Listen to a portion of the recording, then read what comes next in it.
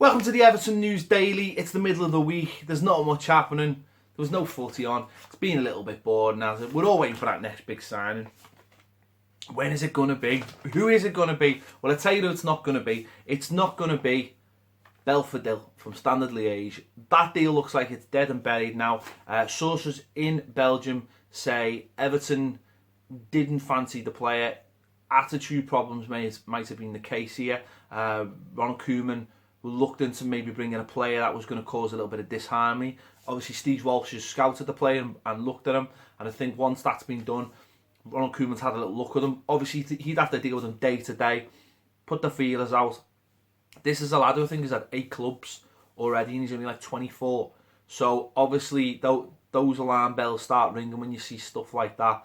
Everton have decided not to push forward. Apparently, the lad's devastated, but maybe if he gets his head down and starts growing up a little bit, that move will come, and maybe Everton will come back in for him. So that one looks like it's dead and buried, but you never know, do you? Moving on to Memphis Depay, obviously someone we've been linked with heavily in the last couple of months, basically because Ronald Koeman said he liked the look of him and he was looking to bring him in. That cooled a little bit around middle of December.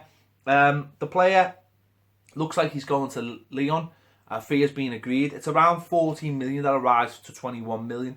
There's lots of add-ons and stuff in this deal. A buyback clause is one of the things in the deal, which is perfect for Man United if the lad has a good stint.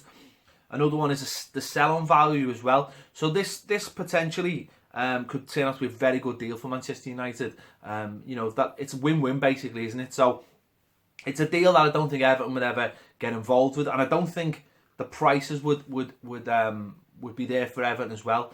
This is a player, obviously, that is leaving the Premier League. No harm to Manchester United at Lyon.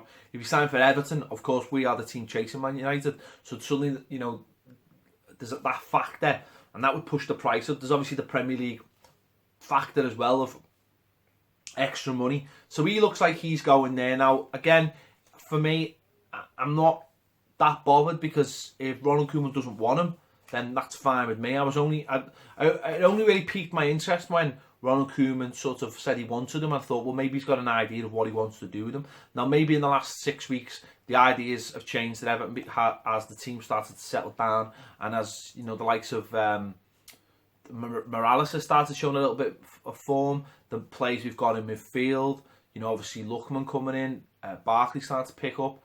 The way that we're playing, maybe more 3 at the back now, and James Coleman and Baines are getting up the wing. So maybe that's the case now. As I say, I don't think it's a great loss. The club didn't want to pay anywhere near 20 million for him. They wanted them on loan. That doesn't look like it's going to happen unless something changes massively in the next 24 hours where Everton think, no, we need to have this player in.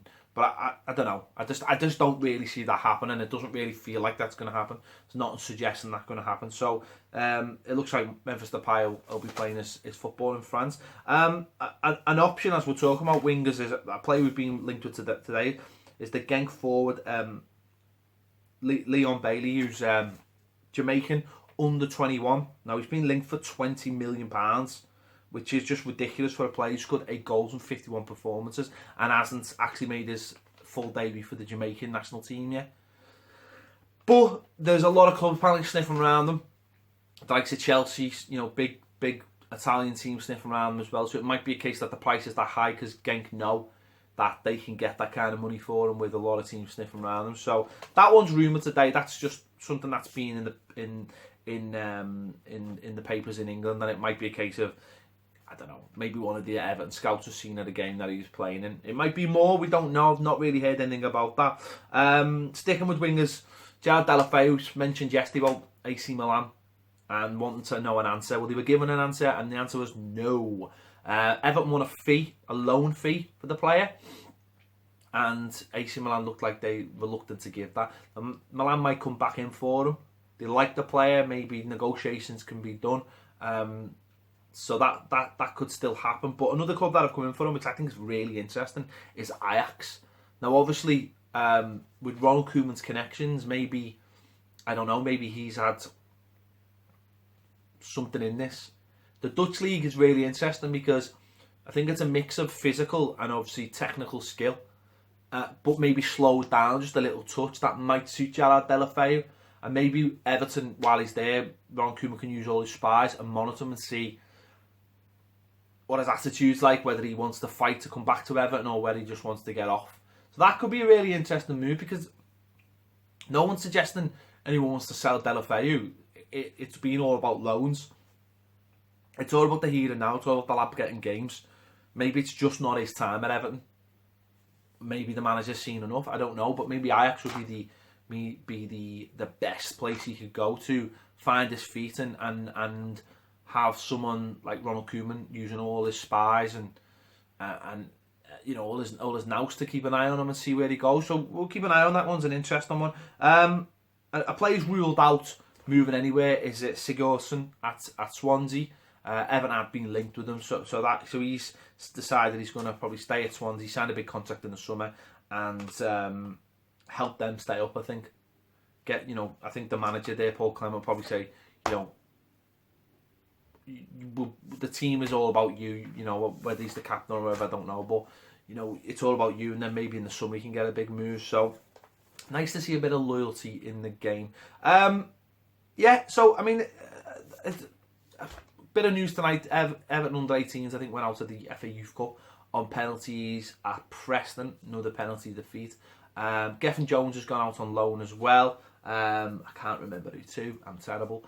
But he's gone out on loan, I think, and I think there'll be more of the under-23s looking to go on loan as David Unsworth starts shaking that up a little bit. What I would say is, just finally, is that I think people have got to remember as well that Crystal Palace is the last game Everton will play during the January window. Obviously, it's the FA Cup the week after, and then we play on the Wednesday night, which is I think when the window will have shut. So I think that's important to stress that we don't really need to panic at the moment. I think next week could be a big week for incoming and outgoing, with there being no worries about having a game that week. So I expect more to start happening, possibly on the outs more than anything. If there's a chance to move a couple on, next week could be the time after the Palace game. We'll wait and see. But as I say, that it was important to get. It was really important to get Snyder. It was important to get Lookman in. And obviously we wanted maybe one or other. That haven't happened. But I don't think there's any panic now with it just being that one game. I don't think anyone we brought in now would make a real big difference at Crystal Palace on Saturday.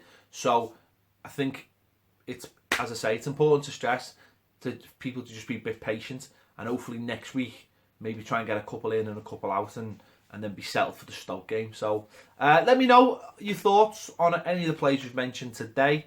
Are you sad we missed out on Depay? It looks like we're going to miss out on Depay. Are you sad about that? Anyone else do you think we should be after? Let us know in the comments. Thanks for watching Toffee TV. This has been the Everton News Daily. We'll see you later.